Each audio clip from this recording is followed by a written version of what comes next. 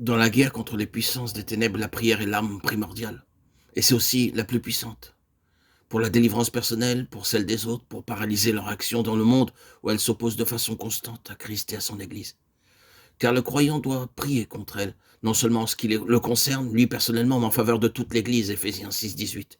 Et pour le monde entier, lequel, à un moment donné, sera totalement affranchi de leur présence et de leur domination. De Pierre 3, 13, Apocalypse 19, 20, 20, 10.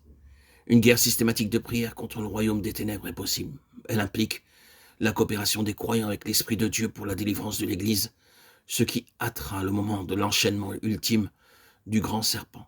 Apocalypse 20, 1, 3. Une chaîne matérielle ne saurait lier un être surnaturel. Il est donc possible que l'ange puissant et fort symbolise le Christ mystique, formé par la réunion des membres victorieux, l'enfant de la vision du chapitre 12, et de la tête qui reçoivent alors le mandat de saisir le séducteur pour le précipiter dans l'abîme et l'y enfermer pour 1000 ans. Dans quelle mesure la prière influence-t-elle les légions de la lumière? Nous ne le savons pas exactement.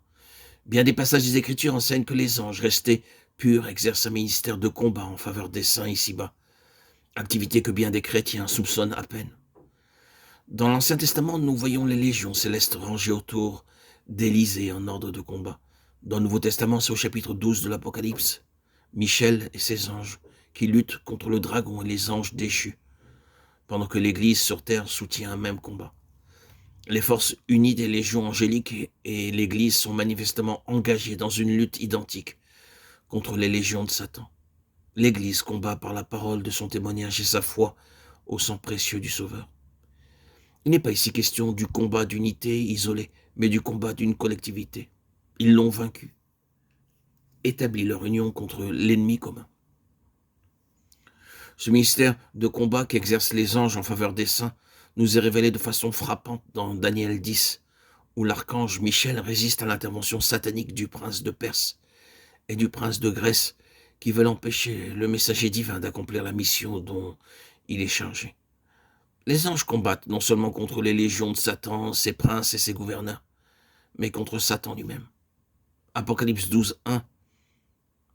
À ses disciples qui s'apprêtent à combattre, le Seigneur dit qu'il pourrait prier son Père, lequel lui donnerait plus de 12 légions d'anges pour le protéger et le délivrer de l'heure et de la puissance des ténèbres. Matthieu 26, 53. Toutefois, il choisit de soutenir seul son combat et n'accepte d'autre secours que celui de l'ange envoyé en Gethsémani pour le fortifier.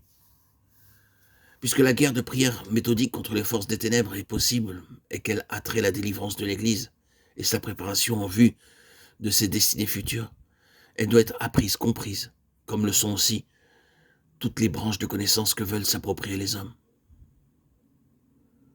Si nous assimilons la guerre de prière à celle que se livrent les nations entre elles et que nous examinions comment se forment les armées, nous constatons que les chefs ont commencé par apprendre le métier des armes et qu'avant de commander, ils ont dû apprendre à obéir.